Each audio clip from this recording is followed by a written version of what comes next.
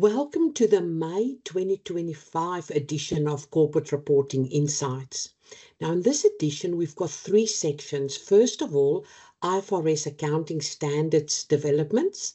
Secondly, we look at Australian financial reporting developments. And finally, we focus on sustainability.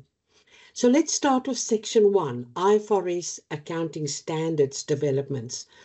First of all, we have an article explaining the impact of tariffs on financial reporting and disclosure, which is very important for our upcoming 30 June 2025 reporting season. Secondly, we look at 3 agenda decisions by the IFRS Interpretations Committee, where they've addressed tuition revenue, intangibles for climate-related expenditure, and guarantee contracts. In the third article, we look at how to amend impairment models for right-of-use assets under IFRS 16. In the fourth article, we also look at lease accounting, and in this article, we consider that the depreciation period for right-of-use assets may differ to that of the depreciation period of owned property, plant, and equipment. In our next article, we look at differences in IFRS profit or loss investing category for entities with specified main business activities.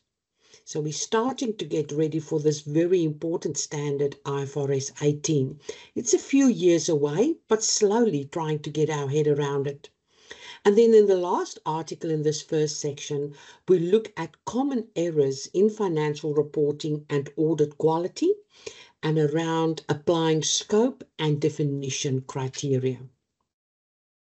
In the second section, where we look at Australian financial reporting developments, only one article this month, and we look at payment times reporting obligations for trusts. And finally, our third section, a number of articles on sustainability. First of all, we've got changes in the pipeline for climate-related disclosures in Australia. We've got proposed amendments to IFRS S2 and also AASB S2.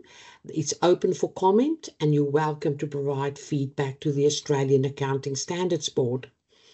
Then we have an article where ASIC provides some guidance on directors' duties in relation to sustainability reporting.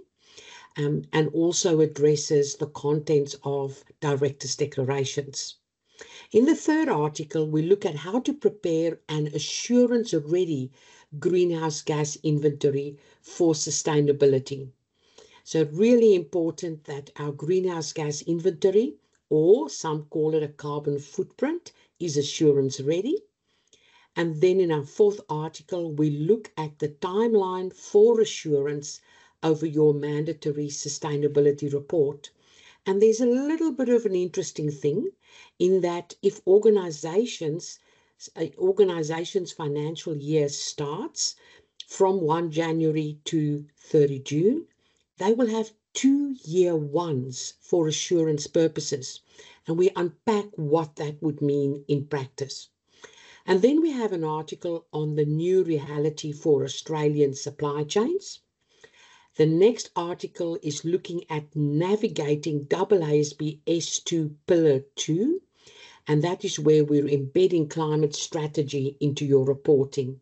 And then the final article in this month's Corporate Reporting Insights is location will drive your sustainability reporting journey, and it's an updated article.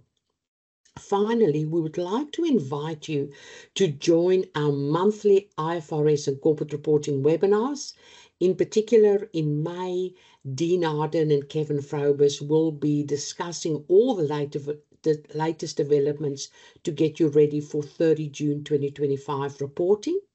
But we also invite you to attend our monthly sustainability webinars. And this month, we'll continue on our journey through AASB S2. We hope you enjoy this month's edition of Corporate Reporting Insights.